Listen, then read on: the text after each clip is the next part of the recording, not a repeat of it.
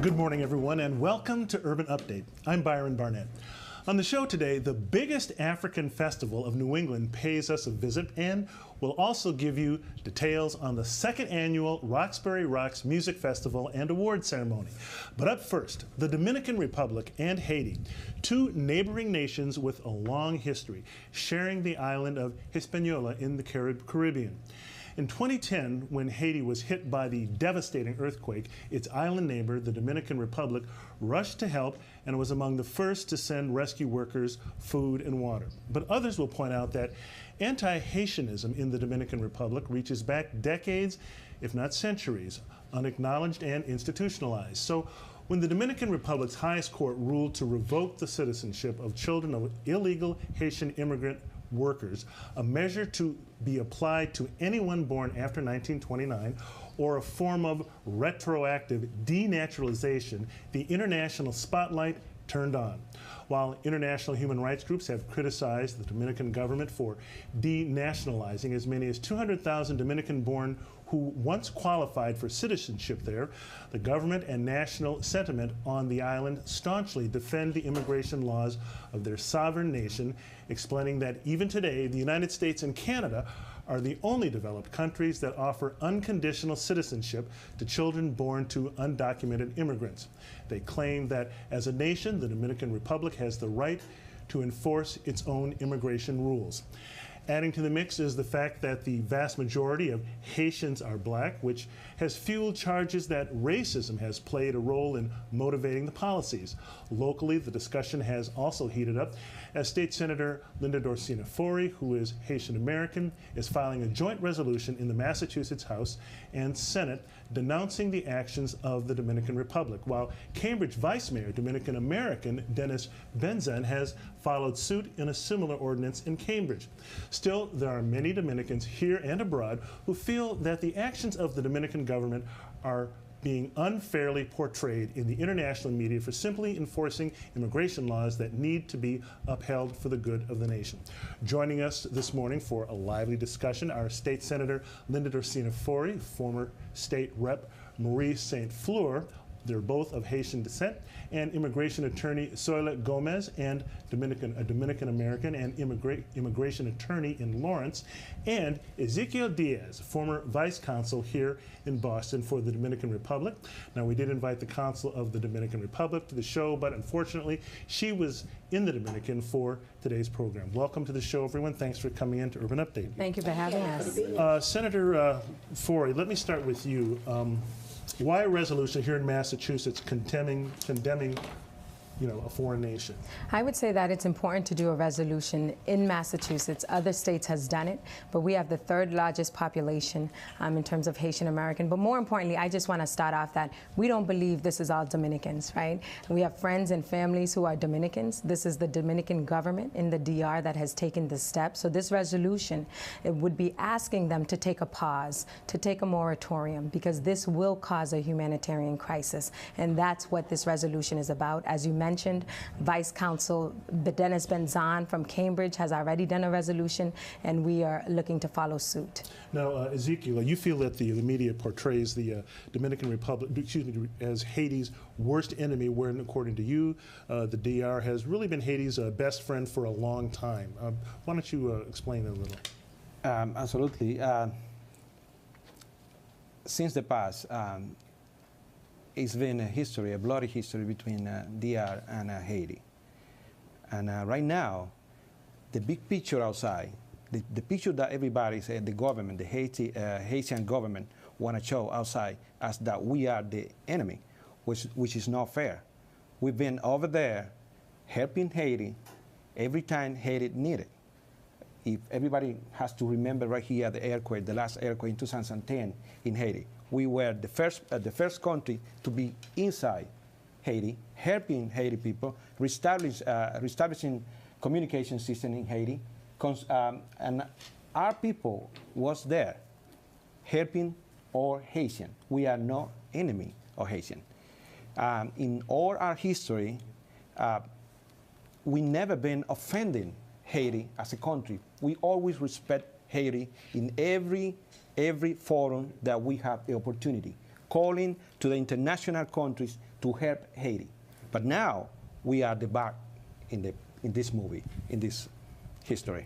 Let me move to you, Marie St. Fleur. As a Haitian American living here in the U.S., why is it important that you spread your concerns through the Commonwealth? And I guess what do you want people to know, and what do you want them to do? I think first we want everyone to know is exactly like Senator Fleur said. The quarrel is not with the people of the Dominican Republic. The quarrel is with the action of the government of the Dominican Republic. It is not the first time that there's been a quarrel between the government of the Dominican Republic and the people on the other side of the island, the Haitian people. The reality is you have a situation here where there are people who were born in the Dominican Republic, and who's generationally has multi-generational people who've lived there or were born there since 1929, who now they want to push out. Those people, under their own constitution, were Dominicans because all the way back, as I understood it, I would say till 2010, the law of juris solis applied. That's right. If you were born on the soil, then that's who you were. And then the Americas, that is essentially the law in the Americas. And so if you were born there, then you should now, we have no quarrel that if you have immigrants who have immigrated there and are undocumented, you want to put a program in place in order to return them to their country.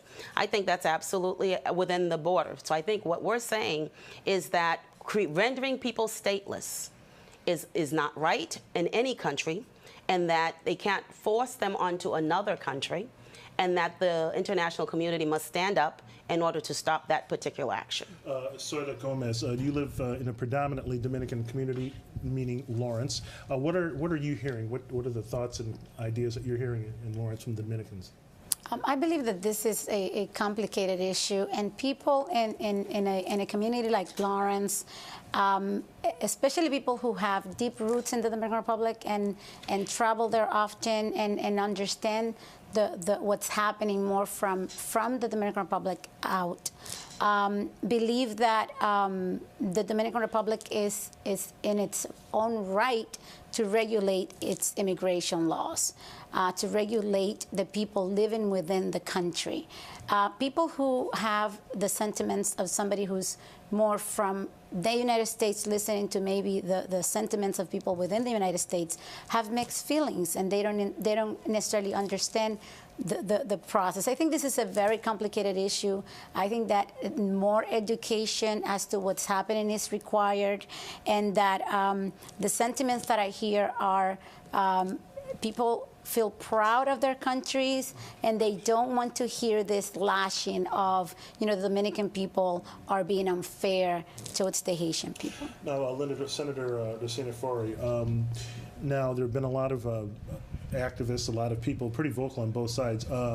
My understanding is that, do you feel that the Haitian Americans and the Dominican Americans have been able to come together on this issue at all, or do you feel I'll say, we had an event in front of the State House, right, a press conference where we had Congressman Capuano, we had Dominican American leaders in the community come forward and speak out, right? So it was a coalition, so it wasn't just Haitian people. And I think that there is a coalition of people who feel that this is a humanitarian crisis.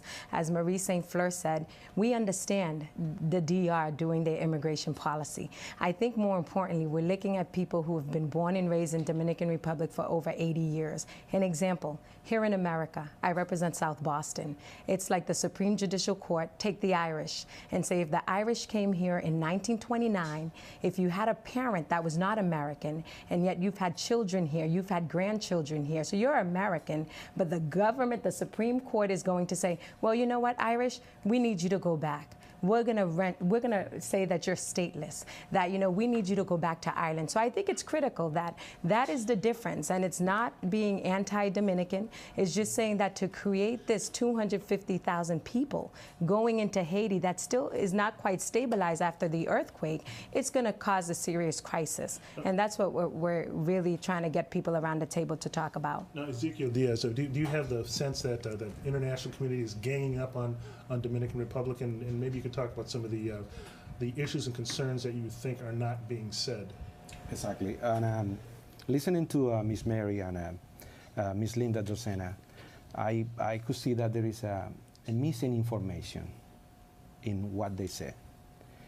And the thing is, the last year, since 2013, November 2013, we implement a plan to regulate every immigrant inside the United States, not only Haitian, immigrant. It doesn't matter where they came from. And what happened? They are talking about children who born in Dominican Republic. Since 1929, our law has been clear about who is Dominican or who is not Dominican. And then what happened?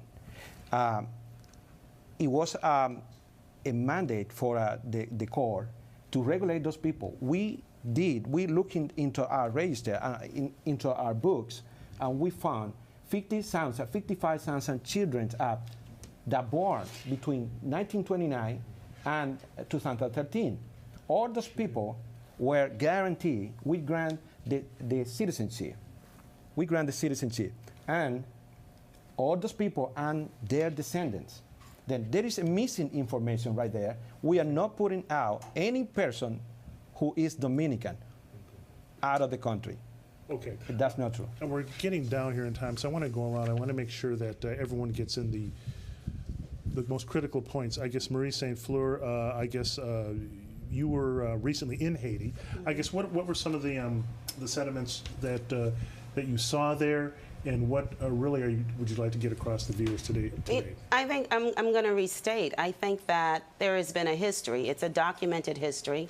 Then the Inter-American Commission actually back in, I believe it was 1999, clearly stated that the Dominican Republic was in violation of the human rights because it was rendering a specific set of people stateless. I think that what I heard in Haiti while I was there is a couple of things. One, I think there's a lot of there probably is a lot of misunderstanding. I wouldn't disagree with that. But there's also a lot of anger. I think that because they look at the condition of the country right now, less than 6 years after an earthquake, they're trying to pull things together. They're in the middle of an election, and all of a sudden they're asking that they absorb 500 or 200,000 people, depending upon who's giving the number. It's a problem. Now, we don't have much time left, but I'd just like to get your thoughts on, I guess, is there a solution? I mean, essentially you have here the government is trying to denaturalize, hundreds of thousands of people.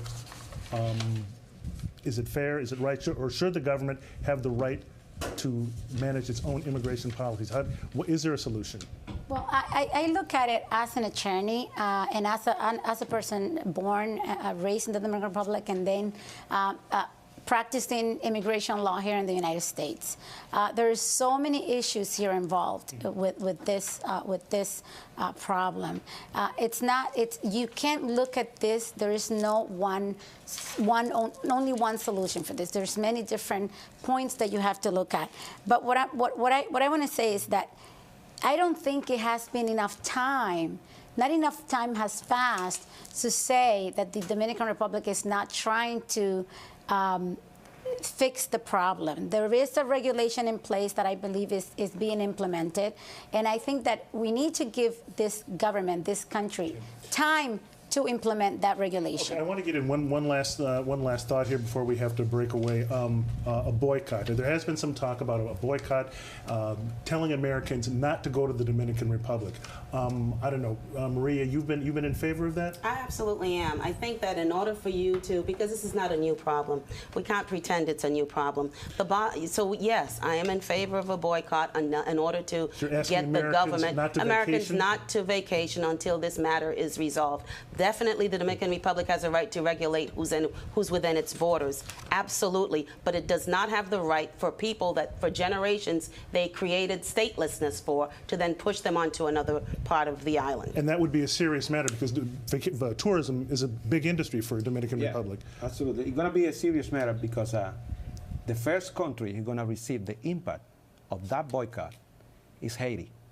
6 to 4 of the workers in the tourist area in Dominican Republic are Haitian, and they calling for a boycott to Dominican Republic, but they really don't understand what is the game in the Dominican Republic. And Senator Fleur, I'll just give you the last word on this. Yeah, I'll just say first of all that I think that the international community has it correct OAS, the Organization of American States, CARICOM. They were calling for a moratorium from the Dominican government. There was a conference today where the Dominican minister and the Haitian minister said that we would like a mission to come to Dominican Republic. So that's what we're asking. Let's stop with this immigrant and deportation of people. Let's have a mission go in and take a look at what's taking place. And I agree with you in terms of the Haitians are the ones that are working in the hotels. But when we talk about rendering people stateless, then it's a problem. Okay, and we'll leave it right there. It looks like we're going to have to come back and visit this because this is an issue that isn't going away just yet. Thank you all for coming on the show, and you know, good luck on both sides of this issue, and we'll see where it goes.